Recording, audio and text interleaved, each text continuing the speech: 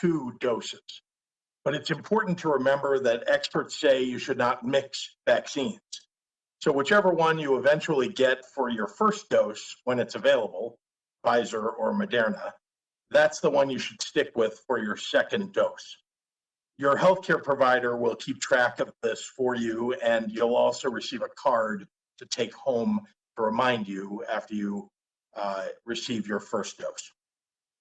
Our own Illinois Independent Review Panel has now evaluated all available FDA findings for Moderna's vaccine, just as they did for Pfizer's. And once again, the experts in Illinois unanimously endorsed the CDC's recommendations on the vaccine. Also, over the weekend, the CDC's Advisory Committee on Immunization Practices, ACIP, met to provide further guidance on upcoming rounds of vaccinations, which states that, which states can then use to guide their own prioritization orders. Remember, we're still in phase 1A, defined by ACIP as healthcare workers and long-term care facility residents and staff. And it will take some time before those vaccinations are completed. The new recommendations from ACIP offer suggestions for the next rounds, phase 1B and phase 1C. Our IDPH team is reviewing ACIP's recommendations in the context of Illinois' data, and Dr. Ezike and I will provide a further update in the new year on what the coming phases will look like in Illinois. In the meantime, Illinois, including the city of Chicago, has, as of last night, administered 100,991 vaccine doses to date. That's more than any other state in the nation so far. That's a product of the hard work and deliberate process of Illinois' IDPH and IEMA vaccine distribution team, our state's local public health departments, the Illinois Health and Hospital Association, and the amazing staff on the ground maximizing efficiency and minimizing waste. Their success is a win for all of us. By sheer population, California is 3 times our size and Texas is 2.5 times our size, so they will eventually outpace us in sheer numbers at some point this week.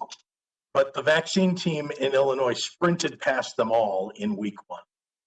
This week's allocations from the federal government include 23,400 Pfizer doses outside of the city of Chicago, 15,600 Pfizer doses to the city of Chicago, and another 37,050 Pfizer doses from our allocation set aside for the federal government's long-term care vaccination program outside of Chicago, operated by CVS and Walgreens. The majority of those shipments were shipped directly to locations around the state yesterday, with the final shipments arriving today. This week also marks the beginning of Moderna shipments here and across the nation. Today and tomorrow, 174,600 Moderna doses will arrive direct to providers and local health departments across the state, with Chicago expecting approximately 48,000 doses this week on its own. The Moderna vaccine, of course, does not require ultra-cold freezer storage and has a longer shelf life of 30 days if kept refrigerated after it's thawed, which allows for more flexibility in its distribution. And with this week's Moderna shipments, vaccine will have officially reached all 102 counties in Illinois. Next week's tentative allotment by the federal government is reasonably consistent with what we expect based upon the updated reduced allocations that I announced last week. And when we have final numbers on those expected shipments, I'll be sure to provide them to you. Our lives are full of so many unknowns right now, and our childcare services know that all too well. I wanted to make sure today to make an announcement that I hope will provide some relief to our childcare provider network and our working families this holiday season. So the challenges that childcare services are seeing are staff calling in sick or staying home to take care of their own families, concerns about community transmission, families pulling their kids out of care. These tumultuous times have rained down in multiple ways upon our early childhood network of providers. And I wanted to make it easier for them so that we can make sure that childcare is available to parents who need it. So as we face down this pandemic during this winter, Illinois is going to step in and help all providers and families enrolled in our Child Care Assistance Program, otherwise known as CCAP, secure a little more stability and flexibility, just as we did in the spring. The state will cover all eligible days of CCAP payments for December, January, and February, no matter what your attendance looks like. And all that's required is for providers to submit to us a simple waiver form. I want to commend the incredible staff at the Department of Human Services who have done such an amazing job managing our federal relief funds and our existing state dollars so that we can offer this additional winter support to providers and families without requiring any additional state dollars. Our team also stands ready to implement Illinois' portion of the $10 billion in child care support included in Congress's December stimulus package. Throughout the pandemic, I have called for more assistance for this critical sector, and I'm pleased to see the recognition of this need in this latest round of stimulus. The fastest way to the post-pandemic world our residents deserve comes when our national government invests in lifting up the schools, small businesses, and first responders who shape our communities. And I promise to continue fighting to get those dollars for our working families and for all residents of Illinois. So thank you. And with that, I'd like to turn it over to our Director of the Department of Public Health, Dr. Ngozi Ezike. Thank you, Governor, and good afternoon, everyone. As we all know, this has been the year that no one dreamed of or asked for. Lives have been lost, businesses have been turned upside down, and our everyday norms have been interrupted. And hundreds of thousands of Illinoisans had their health deteriorate at the hands of a deadly virus. I want to thank the Illinoisans for taking this virus seriously, who's listened to public health guidance and practiced mitigation measures that saved many, many lives. It goes without saying that 2020 was the year of the essential worker. From the nurses and the doctors treating the COVID patients to the grocery and the factory workers that kept Illinois moving. I can't thank each of you enough. We are indebted to your service. And of course, some have lost their lives in doing so. To the teachers that adjusted to e-learning and the first responders that showed up to work every single day, risking their health in order to do their job, I thank you as well.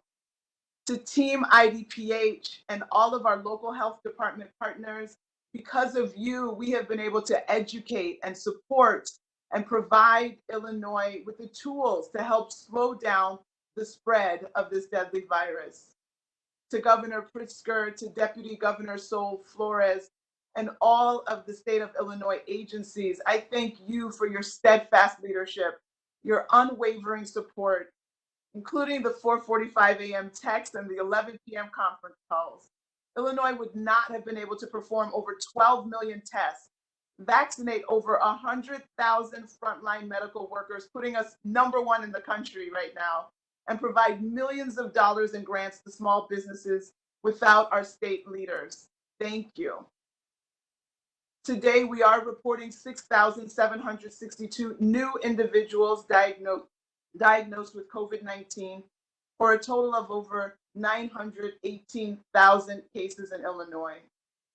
And unfortunately, we have received notification of 135 new deaths in the last 24 hours for a total of over 15,500 lives lost.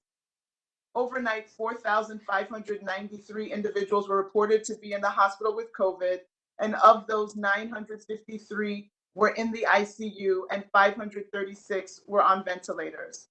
In the last 24 hours, 82,000 tests have been reported for a total of more than 12.6 million tests since the beginning of this pandemic.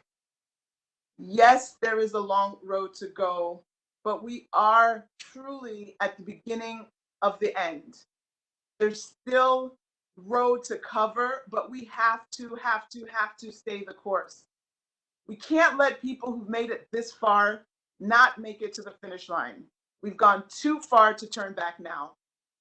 The best way to avoid another surge in hospitalizations, another surge in deaths, another surge in new infections is to celebrate the holidays at home with the family that you currently live with.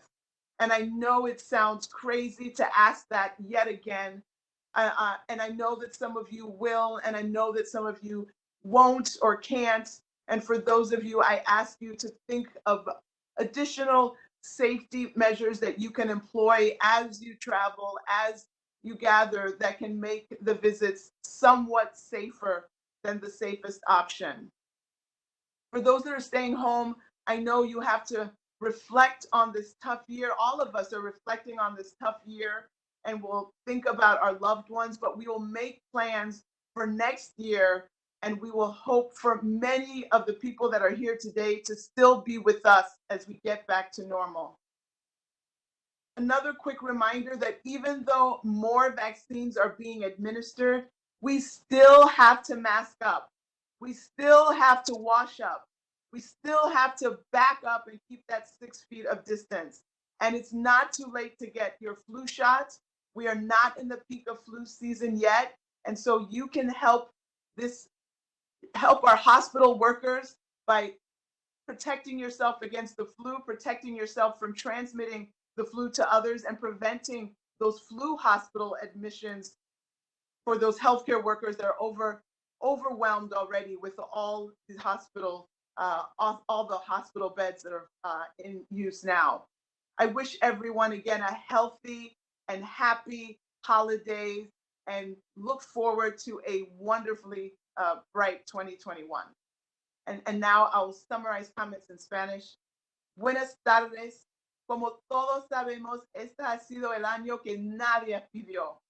Se han perdido vidas, negocios, nuestras rutinas se han cambiado y cientos de miles de gente en Illinois han tenido su salud afectado a manos de un virus mortal. Felicito a gente de Illinois que tomaron este virus en serio desde el principio. A los que escucharon las guías de salud pública y pusieron en práctica medidas de mitigación, han salvado muchas vidas. No hace falta decir que 2020 fue el año del trabajador esencial.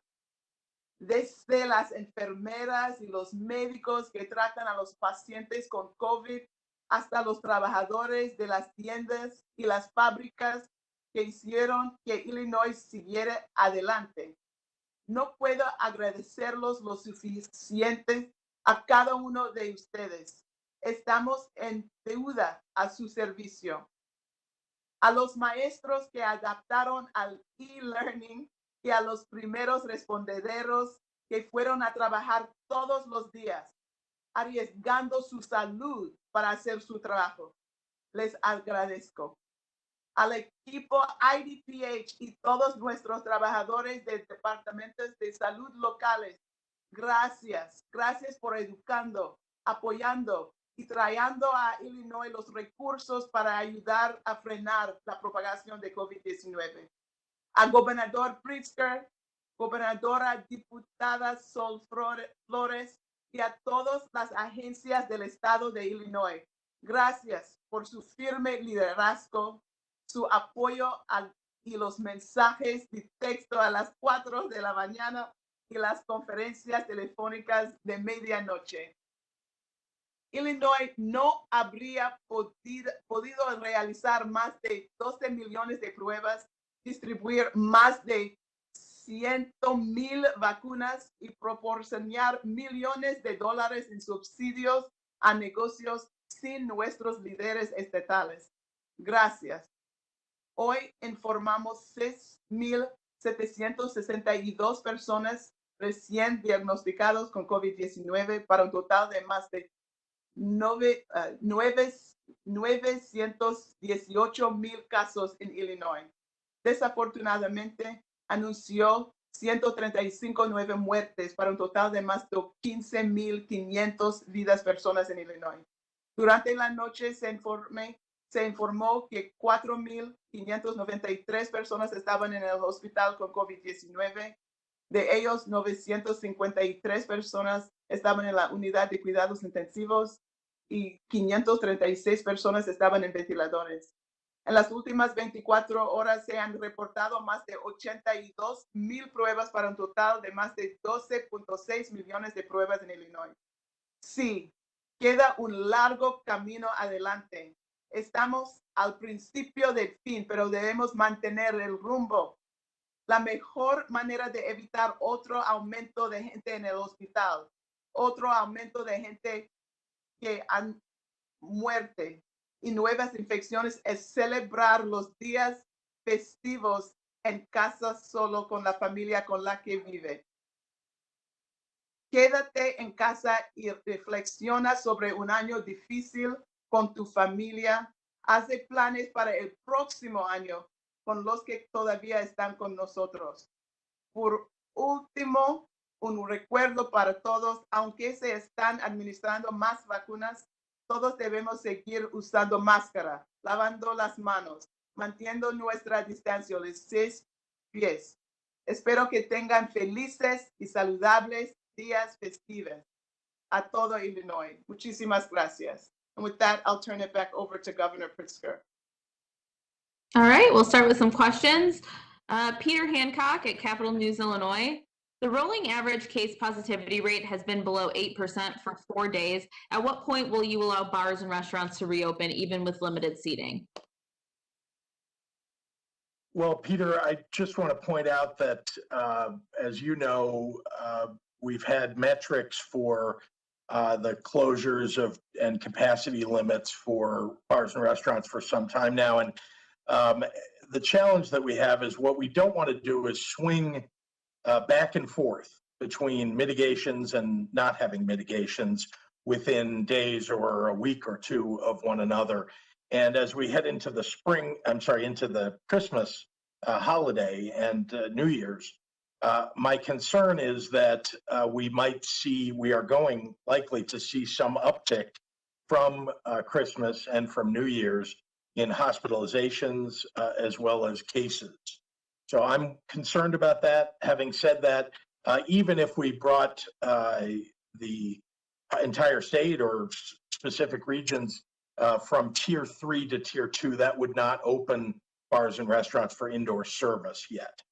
We need to bring it down even further and for a longer period of time. Dean Olson at the SJR. Please repeat the changes in child care reimbursements. You were garbled. There will also be a press release on that, Dean, going out from DHS. And how long will it take to get through all of the healthcare providers and long-term care residents and just frontline workers in 1A? Well, let me start with the question on childcare, and we can certainly get you the release on that. But I want to make sure so we're basically making it much less expensive, near free, for any parents to get childcare services, and we're also making sure that reimbursement to childcare providers is streamlined. And so that's essentially what we've done, and we're basically trying to make childcare much easier during the winter than it has been even throughout the pandemic, where we've significantly increased funding for childcare and tried to keep as much childcare open as possible. To your other question, how long will it take to get through the healthcare providers and long-term care residents? Well, remember, there are approximately 700,000 healthcare workers that are covered in 1A. And that's so you can see we've done about 100,000 so far as of, what are we, a week and a half in now? And I'll add that about 110,000 nursing home residents plus staff. So it gives you an idea of how large that 1A category is. And then we would move on to 1B as soon as we could get through 1A. So we need to see what the shipments look like. As you saw, they were diminished by some amount over the last week, as I first reported to you middle of last week. And so it, the less that they're delivering to us, the less will be done within 1A before we can get to 1B. Kelly Bauer at Block Club. Does Illinois have to follow ACIP's recommendations, or could it prioritize different groups in future vaccination phases, like people 65 and older instead of 75 and older? Well, ACIP is a highly regarded group. They are, selectively chosen for that role. We think their recommendations are very important for us to pay attention to and likely to follow. There are some things that they are silent on within their recommendations, and so there are decisions that need to be made within those. And that's why, you'll see us after ACIP gives recommendations, you'll see what the Illinois implementation of that will look like. Jamie Monks at the Tribune. With the latest CDC guidance that people over 75 and frontline workers outside of healthcare should be in line next to get vaccinated after phase 1A, is there an estimate for how many Illinoisans would fit into that next phase and how the state might prioritize them into subgroups? I don't know the exact number. I know it's in the millions, or it's beyond a million. So maybe Dr. Ezike might have that number, and if she doesn't, we will try to get you an approximation. But it's quite a large number.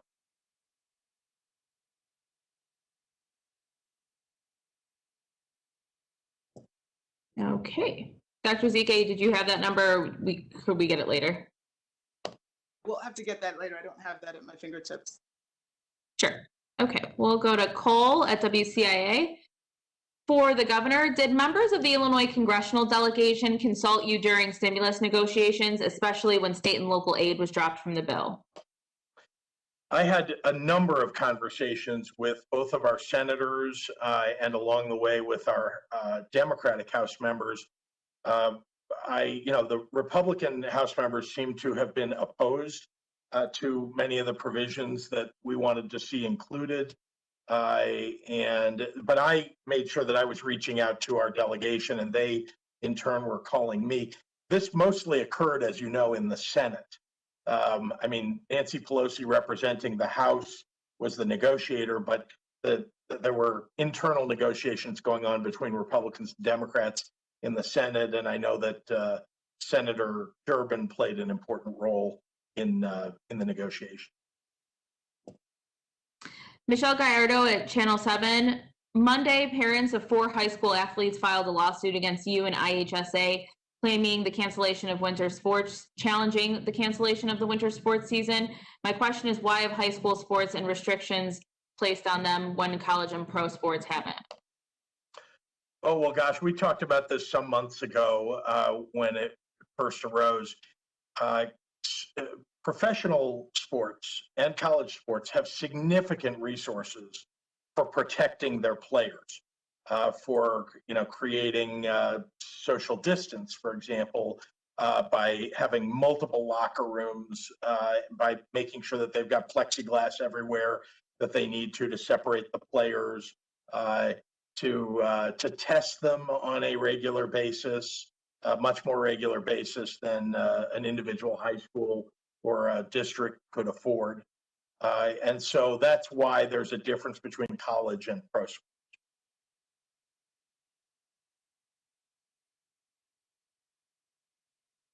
All right, one second. Lexi Cortez, question from the Bellevue News Democrat. Will long-term care residents have another opportunity to get vaccinated if they refuse the vaccine when CVS or Walgreens are in their building, but later decide they want to be vaccinated? Yes, of course they will, as will the members of the general public when it gets to other phases of vaccine distribution. But as for now, I certainly want to encourage residents, their family members who are making decisions for them, and all the staff at those long-term care facilities to take advantage of the fact that those vaccines will be brought to them in their long-term care facility and made available to them, nearly immediately over the next 4 to 8 weeks. And again, that's run by the federal government and their partnership with CVS and Walgreens. So I look forward to that moving as quickly as possible. Bill Cameron at WLS Radio is asking about your reaction to Senator Durbin's comments that you shouldn't count on aid from Washington. Well, I think he's certainly reacting to the fact that there are a number of Republicans who never will provide any, they won't vote for any state and local funding. That's not all Republicans. It's not, it's, it seems to be about half of them. That half seems to include Mitch McConnell, importantly. But, I understand why the senator has said that. We certainly want to understand that, it may take a while. I know that this is a process that, we'll have to see what the outcome of the elections in Georgia are. We'll have to wait for the new administration to come in, certainly.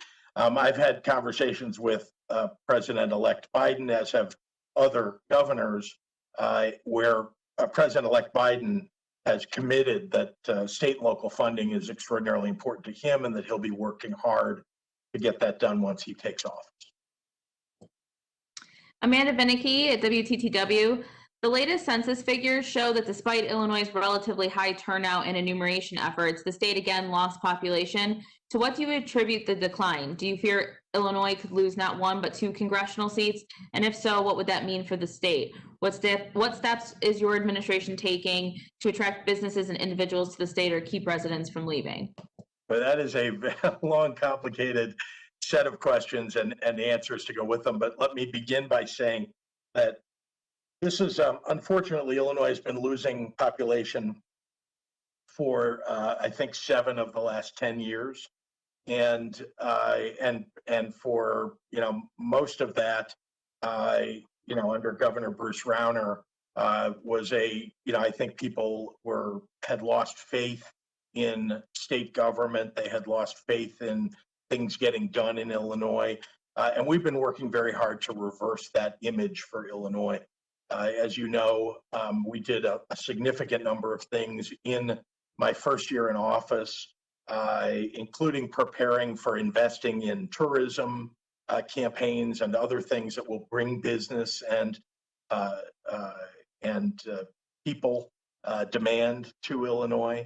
I, of course, have been working with my Department of Commerce and Economic Opportunity to attract businesses. I'm on the phone regularly with large, medium, and small-sized businesses that are thinking about moving to Illinois to market the state to them and tell them why it's so important that we, should be home to their employees and their businesses. The biggest thing we have to offer in Illinois is a highly trained workforce. That I hear that over and over and over again, honestly. And I just heard it again from the Ferrera Candy Company that is expanding more jobs in Bloomington. And they evaluated other places that they could go and really decided that it's our investment in our workforce and the fact that we educate people here and prepare them for jobs that is the most attractive thing about our state. And I'm very proud of that. I think the people of Illinois should be proud of that. We have many more things that go, in the plus column for Illinois, and I try to highlight those things. But we'll continue to work on it. I think, you can't turn this around in a short period of time.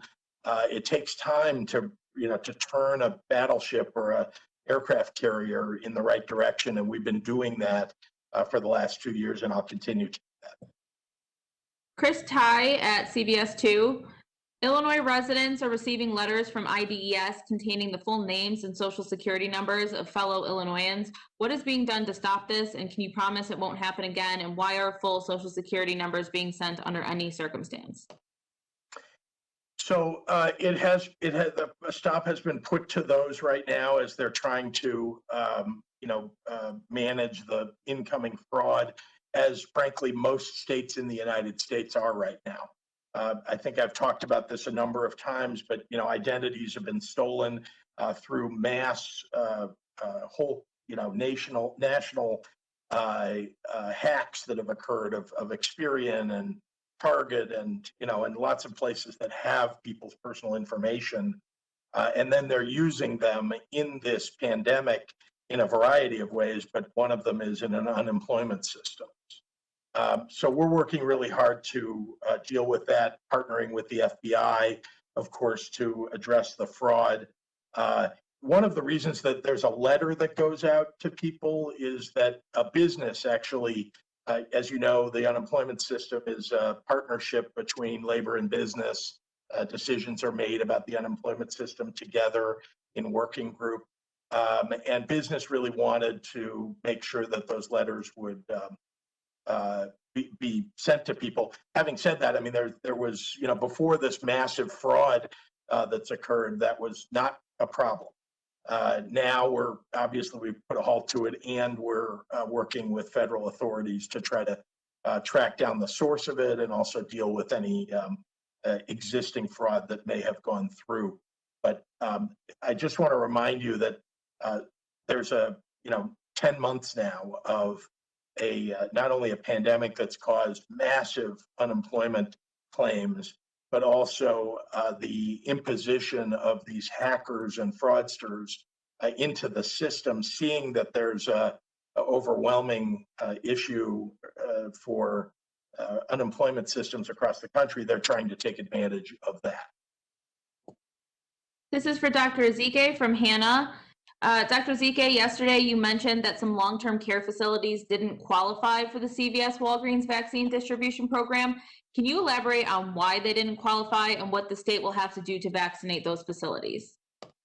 I think the takeaway point is that all of our long-term care facilities are 1A. They're the highest priority group, and all of those facilities will get their vaccinations at the beginning right now in the coming weeks. The decisions by the Pharmacy Partnership Program were theirs to make, and sometimes there were some minor qualifications that they looked for that maybe a facility didn't meet, but the point is that they are 1A regardless. And so whether the vaccination is done by a pharmacy partner, CVS or Walgreens, whether it's done by a different pharmacy, whether it's done by the local health department, whether it's done by a strike team that goes in, all of those facilities will be done at the top of this order and will be done before we move on to these other phases that follow.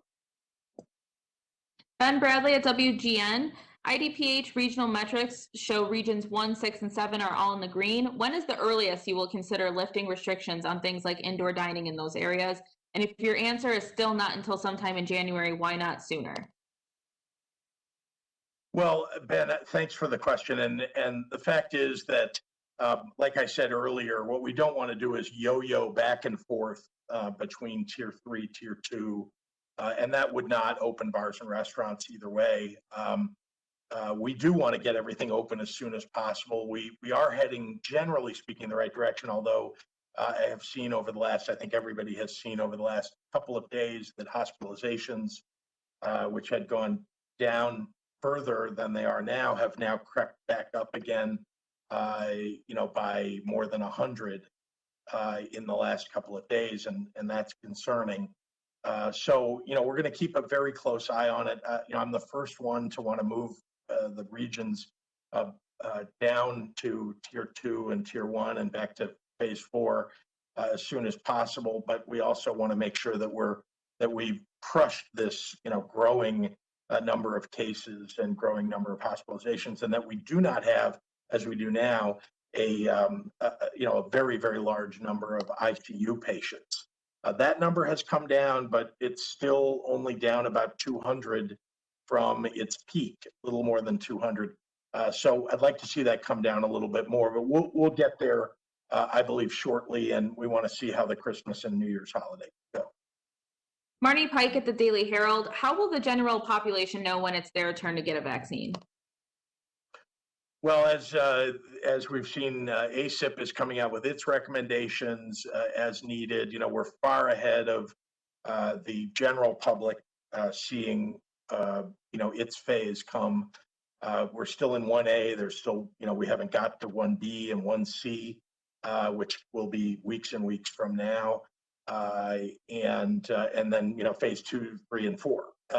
So, you know, I would just say that patience is the watchword, and we're going to see over the next couple of months recommendations coming out from ACIP and worked on in the state of Illinois and across the country to deliver vaccines to everybody. But we certainly are very hopeful that we'll get to the general population sooner rather than later. All right, Aaron Geiger at the Hyde Park Herald will be our last one today. We'll start with Dr. Zike, and then Governor, if you have anything to add, you can do that. He's asking in general about our state preparedness regarding the new strain in the United Kingdom. Are we monitoring passengers? Are we talking to the British consulate? What are we doing nationally to find out more about this? Do we do viral surveillance? And anything we know about this new strain? So Dr. Zike, you could go first. Yeah, that's great. So yes, we've heard the reports about the UK strain, the variant, if you will. We have reached out. We've talked to the public health officials in London. We've talked to the CDC, who's obviously working with the World Health Organization. So right now, what we know is that there is a variant that has been circulating. There's question of whether this has caused, if it has increased transmissibility. We are aware that there have been some tightened restrictions around the UK and travel in Europe. We have been advised that the measures that we're taking in terms of, you know, masking and promoting these mitigations are the same precautions that would need to be taken for this variant. We do have surveillance in the state. We send a set number of samples to the feds every single month. We've been told that we're going to increase the amount of specimens that will be sent come just next week in January. We're going to increase that so that we can continue to have a more robust surveillance to see what variants that we have circulating here. But we have been told that there is no need to change what we're doing. They are talking at the national level in terms of, you know, what steps there may be for travel into the United States generally, in terms of whether it's testing before, et cetera. And so we'll be looking to our federal partners to see what those guidelines may look like. But we need to continue the things that we've been talking about for the entire year: to wear the mask, minimize the gatherings. It's still spread the same way. We don't have any information that suggests that this vaccine would not be efficacious in preventing for this variant. We have not received any information that our testing would not be able to detect this new variant. So we're continuing the course as of now, and we'll continue to update you as more information becomes available on this variant. And you may have also heard about the South African variant that we're hearing some news about. All right. Thank you, everyone. And we will see you the next time we have an update. Have a good holiday.